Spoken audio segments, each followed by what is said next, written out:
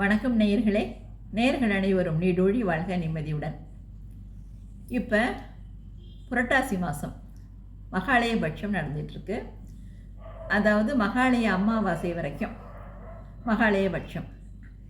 இதில் என்னன்னா முன்னோர்கள் வழிபாடு சிறப்பு.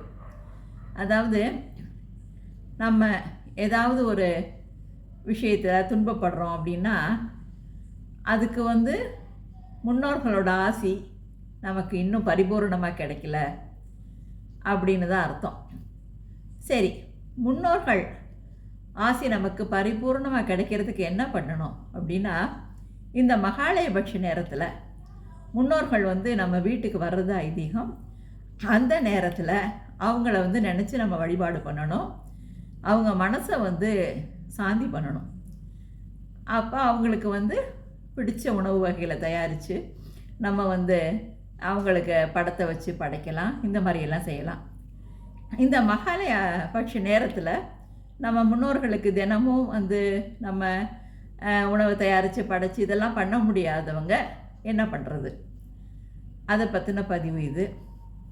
அதாவது இந்த மகாலயபட்சத்தில் முக்கியமாக நம்ம செய்ய வேண்டியது தானம். அதுலேயும் குறிப்பாக அன்னதானம்.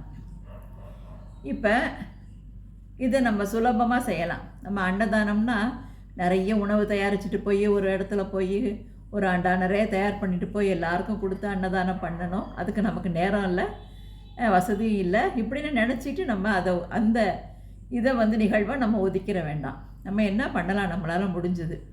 நம்ம ஒரு ஹோட்டலில் போய் ஒரு டிஃபன் சாப்பிட்டோன்னா ஒரு டிஃபன் ஐட்டத்தை ஒரு 3 பொட்டலம் இல்லை 5 பேருக்கு வாங்கி நம்ம அதை தனித்தனியாக ஒரு பேக்கெட்டில் கேட்டு வாங்கி வெளியில் ஒரு முதியவர்களுக்கு அவங்கள நம்ம தாய் தந்தையாவோ நம்ம தாத்தா பாட்டியாவோ நினச்சி அவங்க கையில் கொடுக்கலாம். அவங்க வாங்குறப்ப எப்படியும் அவங்க மனசு நிச்சயமாக வாழ்த்தும். ஏன்னா அந்த ஆசீர்வாதம் நான் முன்னோர்களோட ஆசீர்வாதத்துக்கு சமம். அது அந்த மாதிரி செய்யலாம்.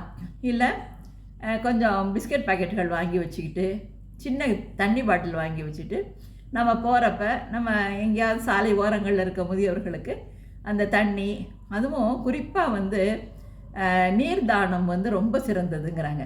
அந்த மாதிரி தண்ணீர் அந்த பாட்டிலில் கொடுக்கலாம். இந்த மாதிரி உணவு பொருட்கள், இது மாதிரி பிஸ்கெட்டு, இந்த மாதிரி கொடுத்து நம்மளால் முடிஞ்ச அளவு இந்த மாதிரி தான தர்மம் செய்யலாம்.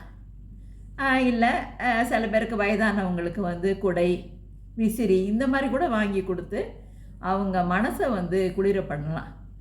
இந்த மாதிரி நம்ம இந்த மகாலயபட்ச நேரத்தில் பண்ணணுன்னா நமக்கு முன்னோர்கள் ஆசையோட கடவுளோட ஆசீர்வாதமும் பரிபூர்ணமாக கிடைக்கும். இதை செஞ்சு பாருங்கள். வாழ்த்துக்கள்.